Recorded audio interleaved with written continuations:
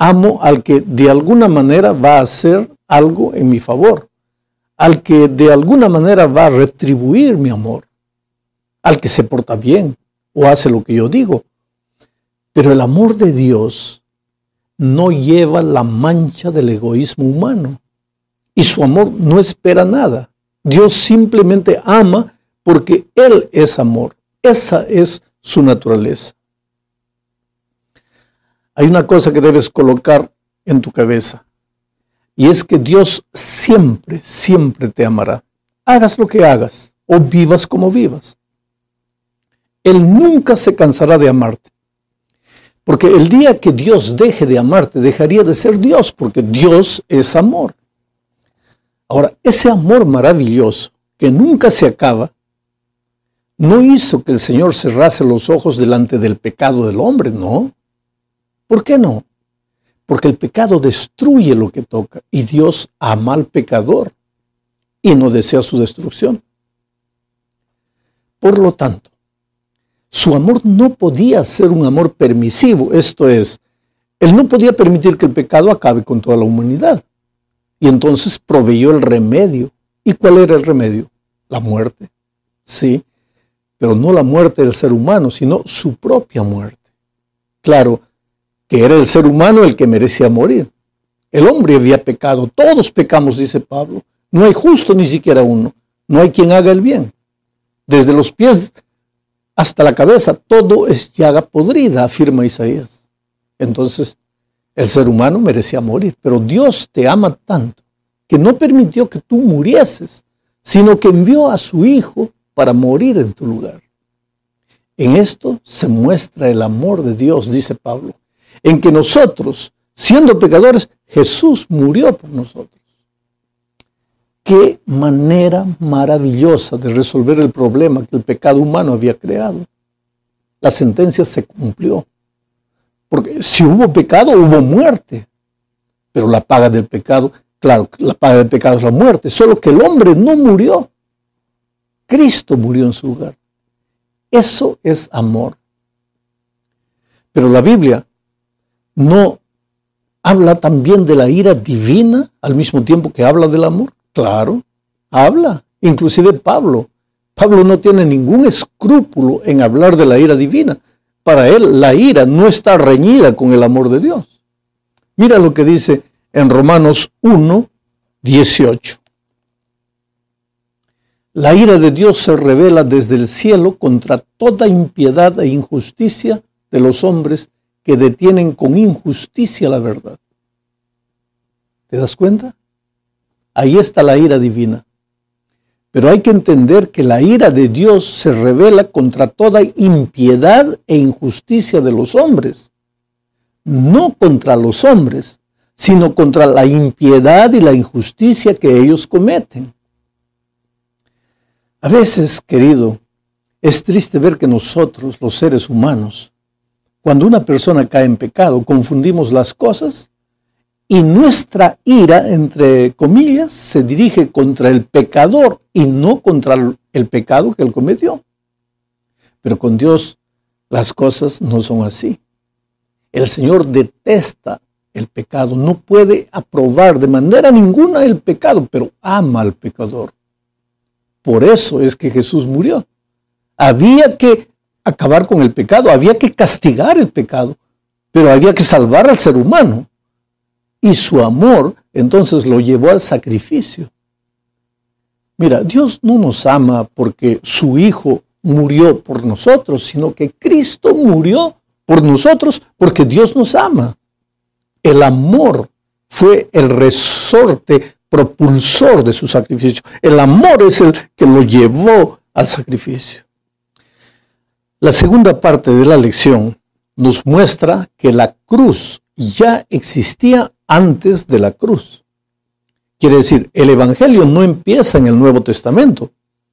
Jesús no vino a este mundo a anunciar el Evangelio. Él vino a cumplir las buenas nuevas del Evangelio que habían sido anunciadas al ser humano después de su caída.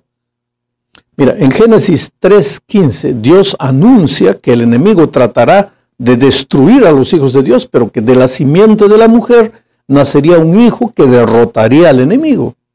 Pues ese hijo es el Señor Jesucristo. Y ese hijo maravilloso de Dios, que es el propio Dios, uno con su Padre y con el Espíritu Santo, sería simbolizado en el Antiguo Testamento como un cordero, hasta que finalmente el Cordero de Dios que quita el pecado del mundo sería muerto en la cruz del Calvario. Y a lo largo de toda la Biblia encontramos un hilo rojo, que es la sangre de Jesús, atravesando cada página de la Biblia. En Génesis 3:15 decía: pondré enemistad entre ti y la mujer, y entre tu simiente y la simiente suya. Esta te herirá en la cabeza y tú le herirás en el talón. Y en Romanos 15:20, Pablo confirma: y el Dios de paz aplastará muy pronto a Satanás bajo vuestros pies. La gracia de nuestro Señor Jesucristo sea con vosotros. ¿No es admirable cómo Pablo y Moisés dicen la misma cosa sin nunca haberse conocido? Que el Hijo aplastaría, destruiría la cabeza del enemigo. Pero hay más, querido. Moisés, al relatar la experiencia de Abraham en el monte Moriah, describe el cuadro del sacrificio del Hijo. Yo te invito en este momento a mirar a Abraham y a su hijo. Míralos, subiendo en silencio. Sufre el padre y sufre el hijo. Ambos sufren porque ambos saben lo que va a suceder. El hijo podría haber huido, pero no lo hace. Carga la leña de su propio sacrificio. El padre ama al hijo, pero sabe que las cosas tienen que ser de esa manera. Y finalmente, cuando el cuchillo se levanta para sacrificar al muchacho, Abraham oye la voz que le dice: no hagas mal al muchacho.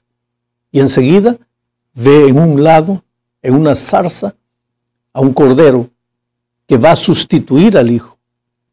Esa historia es apenas un símbolo, porque en la realidad nadie sustituye al hijo.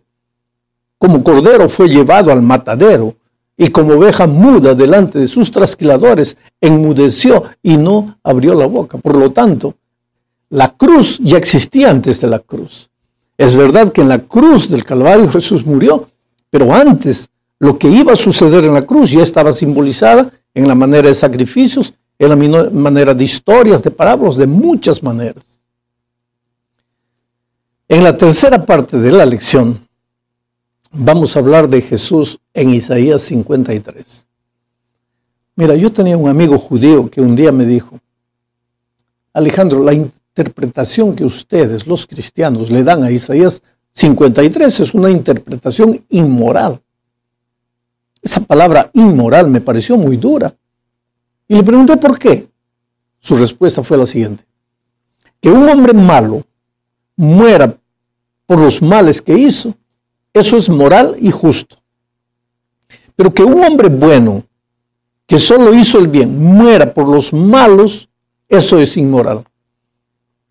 Y puede ser, querido, desde el punto de vista humano, creo que sí, es inmoral. Pero lo que es locura para los hombres, solo puede ser explicado a la luz del amor de Dios. Isaías capítulo 53, versículos 4 al 7, dice, literalmente: ciertamente llevó él nuestras enfermedades y sufrió nuestros dolores. Y nosotros le tuvimos por azotado, por herido de Dios y abatido. Mas él herido fue por nuestras rebeliones, molido por nuestros pecados. El castigo de nuestra paz fue sobre él, y por su llaga fuimos nosotros curados. Todos nosotros nos descarriamos como ovejas, cada cual se apartó por su camino, mas Jehová cargó en él el pecado de todos nosotros. Angustiado él y afligido, no abrió su boca. Como un cordero fue llevado al matadero, y como oveja delante de sus trasquiladores, enmudeció y no abrió su boca. ¿Quién es él? Jesús, el Hijo de Dios. Él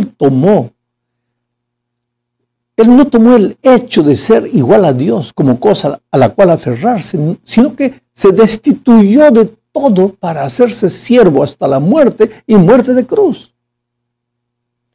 te voy a contar una historia que te va a ayudar a entender Isaías 53. El pastor H.M.S. Richards, fundador del programa La Voz de la Profecía, cuenta la historia de su vida y él dice que cuando era chico le gustaba saltar a la cerca del vecino y robar las manzanas del vecino. Alguna vez ya me has escuchado esa historia.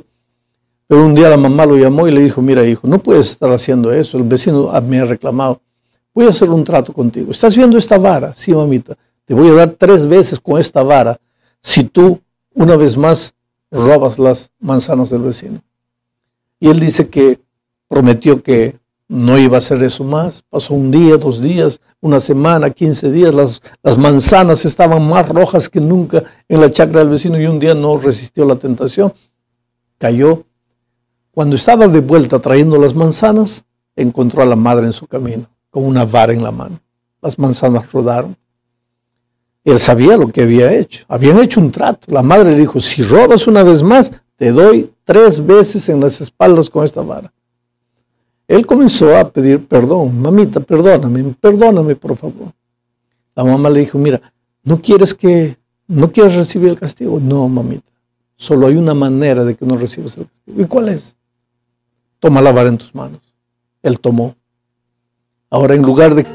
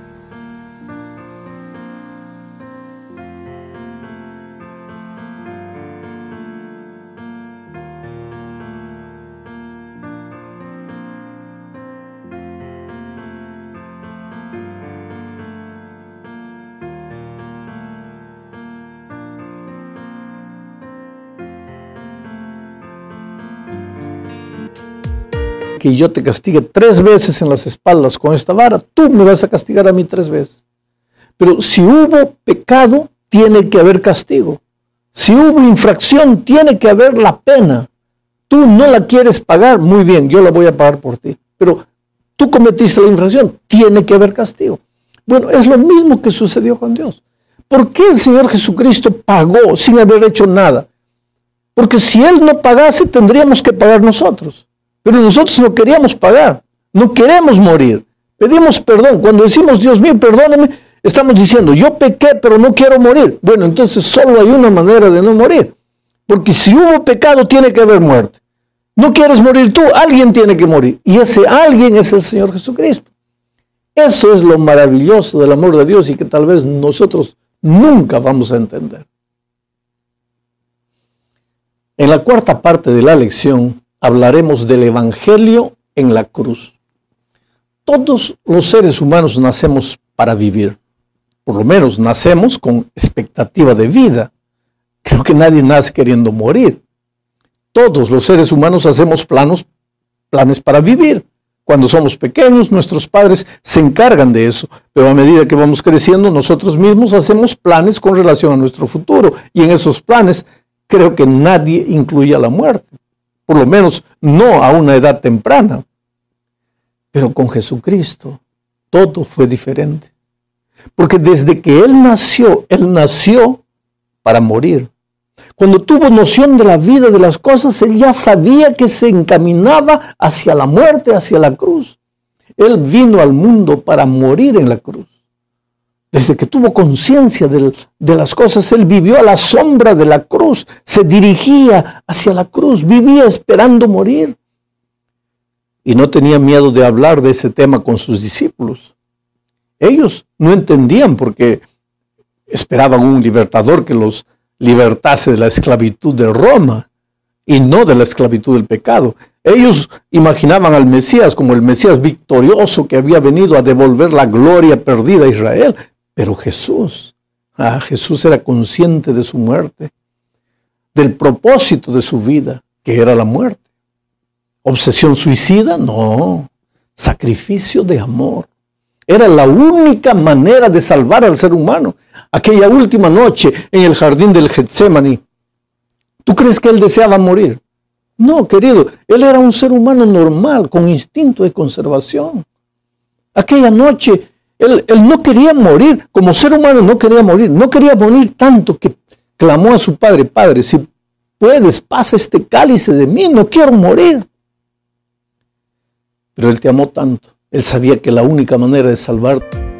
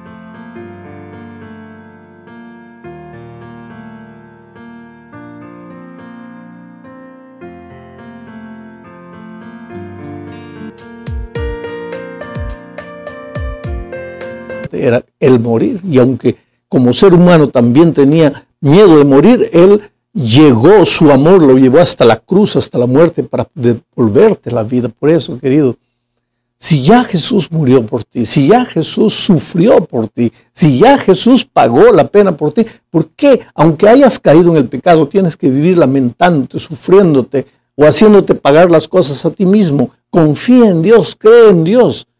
Entrégale tu vida a Dios, porque Él ya pagó el precio de tu rebelión. Hay bálsamo curador en los brazos de Jesús para ti. Y ahora, mi querido, llegamos al fin de la lección. Y aquí vamos a hablar del grito de desesperación de Cristo en la cruz. Aquel fue un grito que hizo estremecer al universo entero. Dios mío, ¿por qué me abandonaste? ¿Qué significa ese grito? ¿Por qué Jesús se sintió abandonado?